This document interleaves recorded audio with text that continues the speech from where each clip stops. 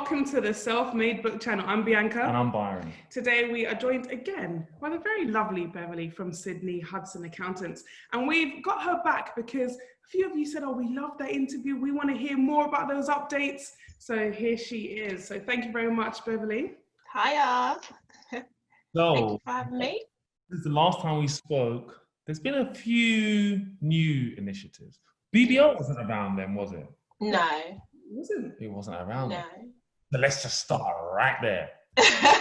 Yes. But before I ask you the question, I feel like Rishi Sunak has become the new Oprah. And you know how Oprah got famous when she gave everybody a car. Rishi Sunak goes, you're gonna get 50. You're gonna get 50. Everybody's gonna get 50. Was it you that actually had the caption? Because I think I saw it on someone's stories, and I think that's every time I speak to a client about it, I'm just like, that's the example of what the BBL is. I've had so many clients, friends, associates message me and say, oh, I got 50 grand. What do I do with it?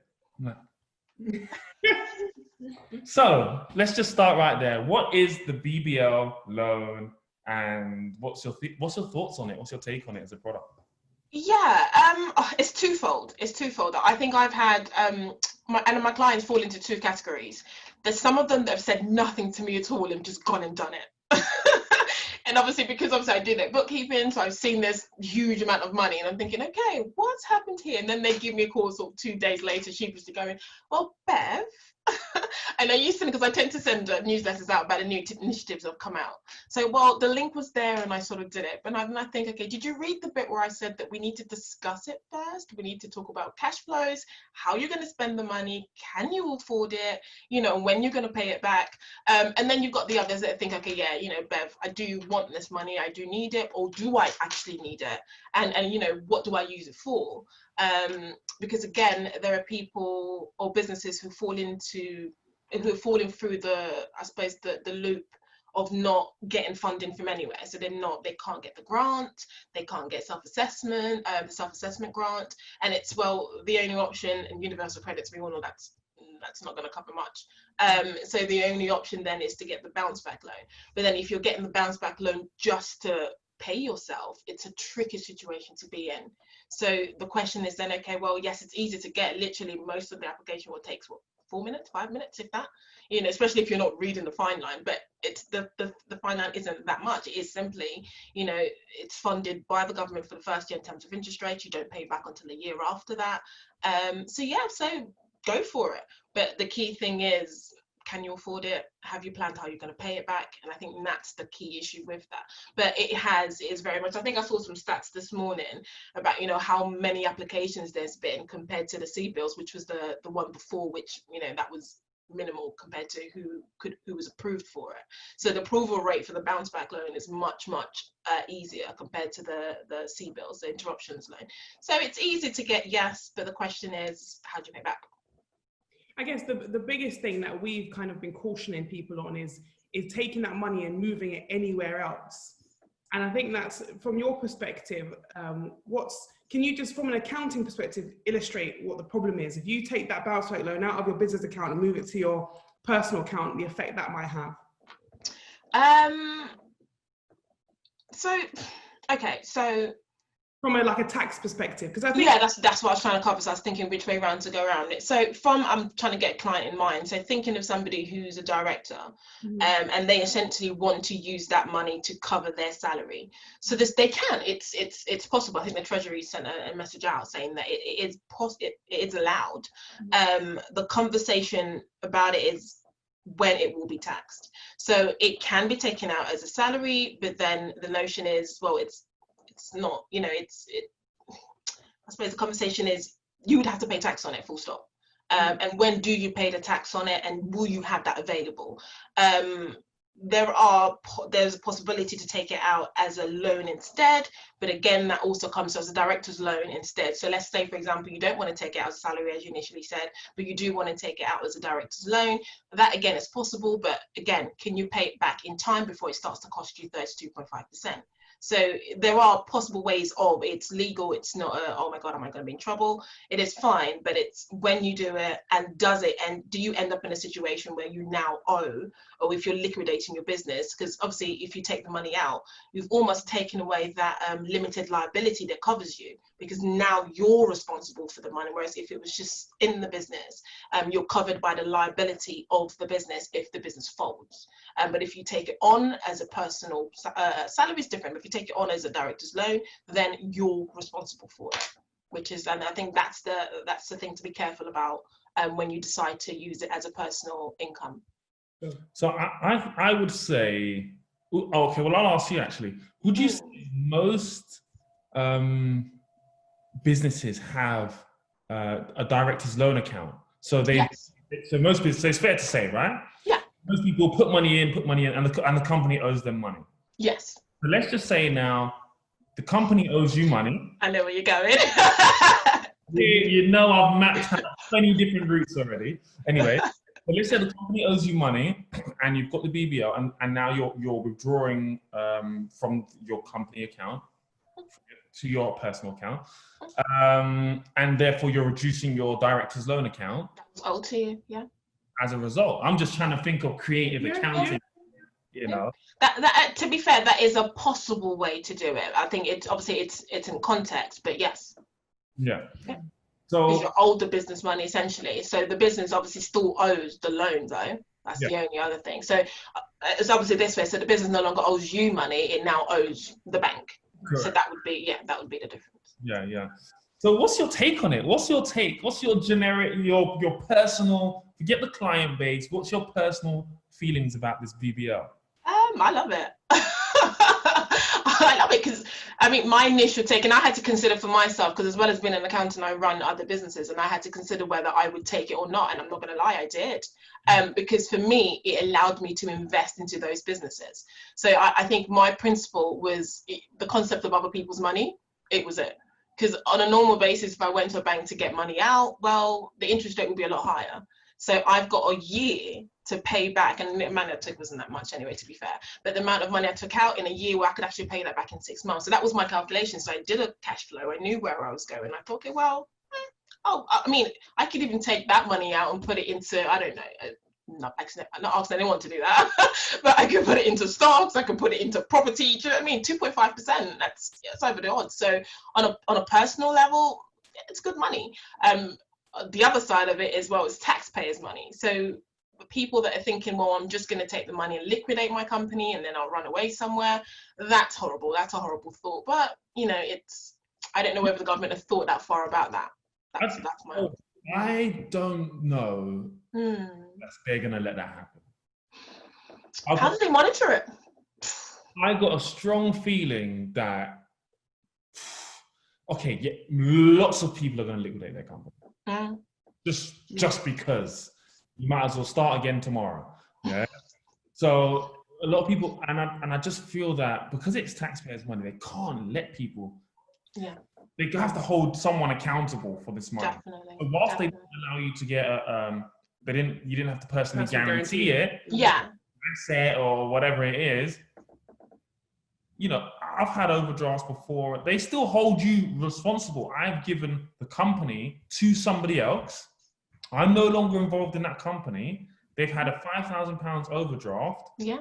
5 years later, they've liquidated that company, and the bank came to me and was like, "Oh, you signed for the overdraft." I was like, well, "What?" Yeah. So I'm like, yeah, I mean that it's common note word or whatever sentences, but the banks will do their best to get the money from you as much as they can. Yes, they have it's government backed, but they will do everything in their power to try and get as much as they can from you before. And just the headache of that loan, it's just plan to pay it back. If you know you can't afford it, leave it alone. And that would be my advice, but I think I saw an article this morning about a group that the government are putting together to actually work out how they will monitor it.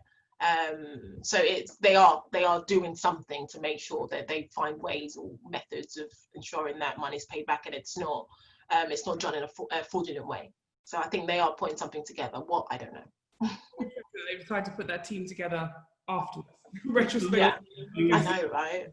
Money out there. How much do we know how much the numbers are now? Because like when I saw before. I think I had it up on here. Because I think he released it just on LinkedIn this morning.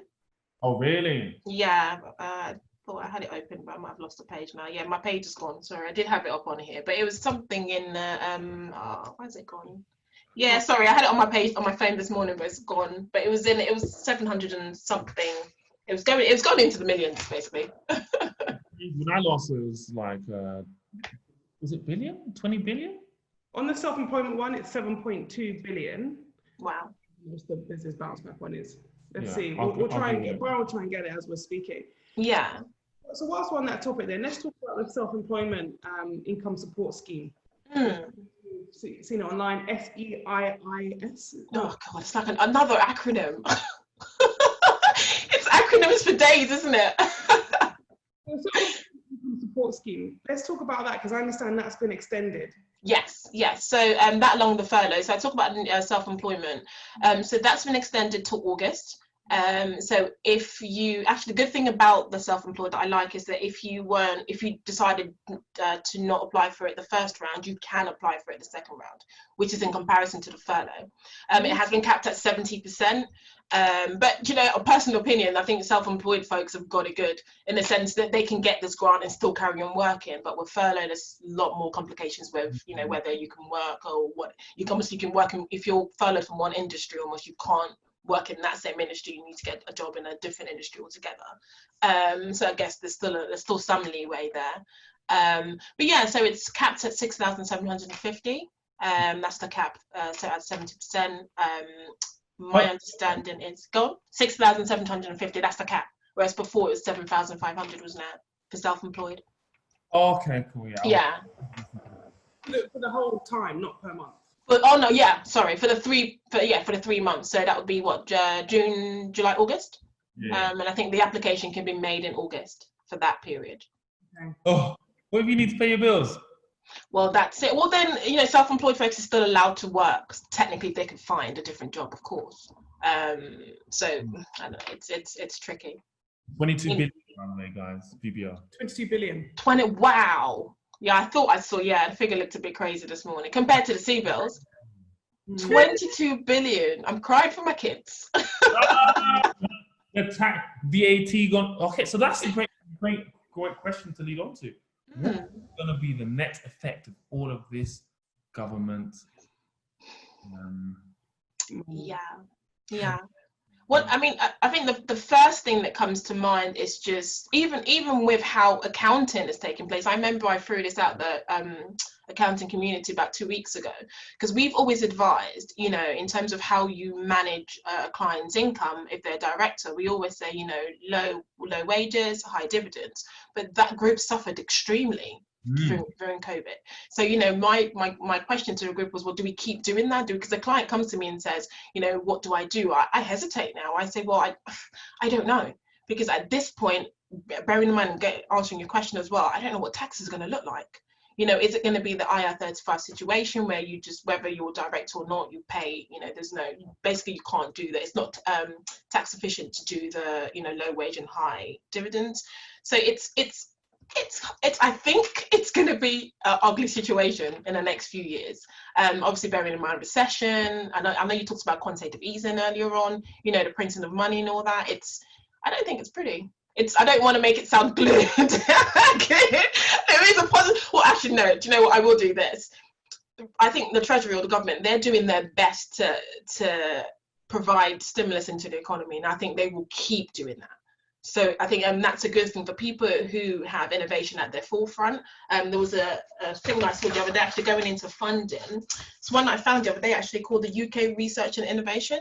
And they're literally giving, I don't know if that's familiar, but it's one that I thought, oh, that's there. But they're giving funding out for people who are thinking of business ideas.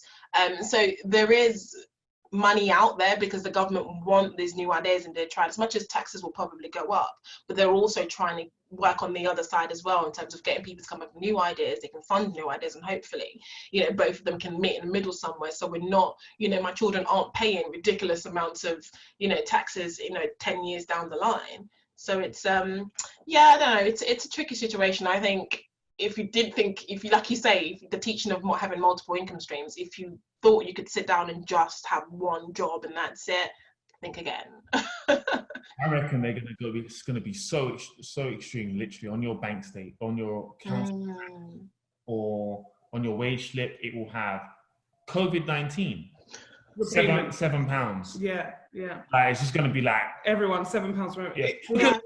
That wouldn't be too bad, to be fair. But if it was that sort of money, and they could recover quite quickly if they took £100 from each person every month. Yeah, that's what they'll do. That's what I reckon they're gonna do. I would be okay with what I wouldn't be okay with is if they suddenly increase the percentage. Yeah. That's a problem. Well, they're gonna have to look at VAT increases, tax increases. But I was just thinking about from just like when they imposed it all for everyone on the Olympics. They just said, yeah, you know, there you go. We've got this thing happening. You're paying for it. You're paying for it. Yeah, whether you like it, whether you can get a ticket or not. Yeah. And I suppose then that goes for the people who have felt disadvantaged at this point. You know, how would they feel about having to pay it back when, you know, they haven't received as much help as they could have? You know, and that's the ugly side of it. But yeah, I don't know, it's a tricky place to be in. But again, I keep looking at the exciting and positive side. You know, let's focus on how we can build the economy, and I guess that's more important than, well, it's not more important, but it's a better place to put your mind rather than kind of being worried. Now, for the people who missed that self-employment cutoff, or you know, the business cutoff, is there any support for them now? So those, what bounce back loan is, you mean the cohort that couldn't get into the self-employed, or the but essentially. My little cousin is self-employed, but when she registered, it was a month. She missed it by a month. That enable her to get that income protection support. So there's still nothing for those people, is there? Literally, that. And no matter how much, I know there's a movement, so to speak, with the directors, I think it's called, well, whatever it's called, but it's nothing. They were expecting CNAC to say, you know, this is what's available, but I think the Treasury just, their excuse was, or their reasoning was, because they couldn't work out a system to manage how much dividends employers were getting, and also for the new cohort that just became self-employed. I don't even know what excuse they gave. They just said no. Okay. Yeah. And the furlough updates then? Yes. So furlough updates, the full, how it's going to work. Actually, no, let me actually talk about my experience. I don't know how long we've got. God, I'll rest my head for a second to tell you how stressful it was. Oh my goodness. It was, okay. I think it was, first of all, I thought I had time. So I think the week when I thought, okay, I've got, because I normally run my payroll, say, a week before anyway. I thought, oh, I'm good. I can, you know, I've got some time. And then we got an email, I don't know, ridiculous o'clock in the morning, saying it had to be done on that day. I think it was the 20th or something. So if our clients, or as agents, if we wanted our customers or clients to get paid, then we had to do it on that day. So if they wanted to get their money, so where are we? We're talking end of March, aren't we? End of March, April, yeah. If we wanted to get paid on that point, we had to do, I think it was the 20th or something like that. But that's because I normally wake up quite early anyway. But if I'd received that at ridiculous, that sort of 10 o'clock, and I had a massive, because remember, you can only enter in, so use a CSV file or something like that if you have 100 or more. So if you have less, you have to manually tap it all in. I wasn't a happy bunny that day. I'm gonna say that. I wasn't, because the worst case scenario is they didn't just send you that email, they also sent it to clients who have updates, which is fair enough. So not only did I have to deal with trying to get in the information, I also had panic clients calling me and going, Bev, you need to do this now. And I'm thinking, yes, I've got it. But also that they also changed the information that we had. So I'd done all my calculations and I knew what I wanted to work out. Only then to be told that we've now got a link of a calculator that you need to use. I thought, well, this would have been helpful if you sent this to me maybe last week. So then I had to redo anything, but luckily for me, I'd done it correctly, so I didn't have to restart the whole thing. But the headache of the day was having to, because I paced myself, I thought I'd do this amount of clients today, do next tomorrow, and then I'll be good. But I literally then had to do the whole thing in one day, which was a bit of a nightmare. But we got there in the end, and I'm thankful that I was able to get there, and all clients and they, to be fair, if it was done on the 20th, the date that was promised was when, you know, clients and staff got the money. So that was, at least that was a good thing. The system didn't crash as much. It crashed maybe in the sort of when everyone went on it in the morning, but as it kind of filtered through the day, it was fine. So that was my biggest worry, because if you wanted us now to do it, or everyone to do it on the 20th, you know, it'd have been a complete nightmare. So yeah, that was that. What would happen if you missed that deadline? It would have been, actually, I don't know. I'm trying to think of. I guess they were lenient. The next payment date, I guess you wouldn't have got that first run. Yeah. I'm trying to, because I don't think I've read anywhere else who missed a payment, who missed a deadline. But I think there was because it was a 6-day window, to be fair. So I think they probably were lenient. They still tried to get things paid by the 31st of March or something like that. So I think they were still okay. And I think what was also interesting, I forget to say, is as you were actually filling in the system, you could see the website being updated, and I thought that wasn't there before. So I was quite, yeah. Say that again. The new rules and terms and conditions and so on. Well, no, it's not, as in it was still being built. So like there would be a link. So there wasn't a back button before, but now that wasn't there before. So I can use it. That's crazy. They're literally on it. Well, credit. We have to give them some credit. Exactly. Yeah. You know what? You know, they had to literally think on their feet and build on their feet. Very much. And it isn't going to be perfect. No. Yeah. No. I think they did well. I think all things considering. I mean, for I think for most accountants, and talking on behalf of, I think I haven't seen. I mean, the complaints have only been where, and I think we had this discussion before about the cutoff date. So where the cutoff date was the 19th of March, and if an RTI hadn't been submitted by the 19th of March, then there's an argument. I'm still in debates with HMRC with a few of my clients who they were registered on the system, on the pay as you earn scheme, but they hadn't done it because they'd registered, say, by February, but because obviously they only got it on the 28th or 28th of Feb. I couldn't run an RTI at that point. I couldn't run a payroll at that point. I had to wait until end of March. But then because the cutoff point is 19th of March, that means that they're not legible. Mm-hmm. So if it's a question of it's the client's fault, it's a no. If it's a question of they didn't get the information via the post early enough, then they move you onto different tiers of different team members to speak to, which is been waiting for years. It feels like, but at least there's a system there for people to talk to somebody about trying to gain some help.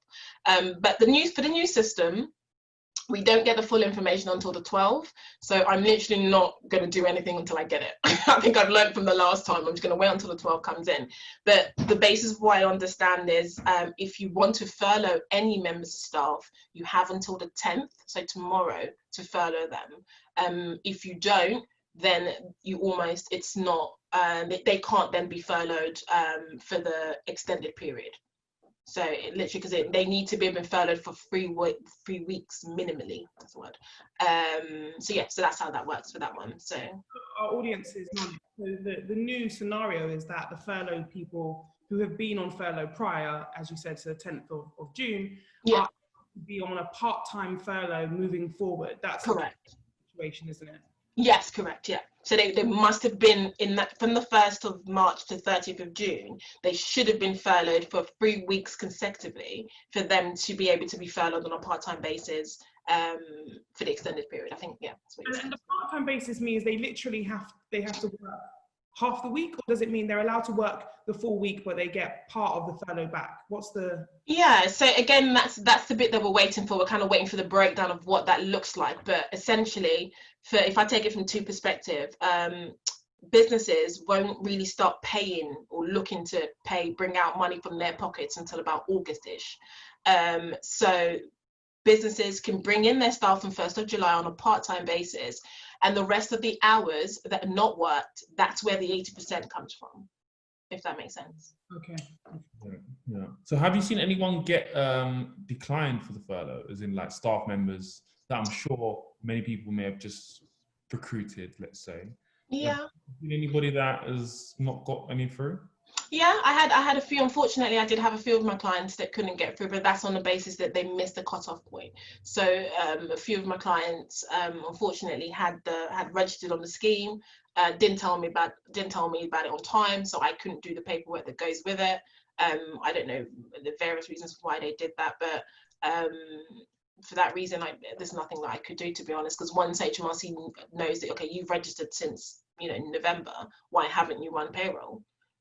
So yeah, it's one of those things. Shut up.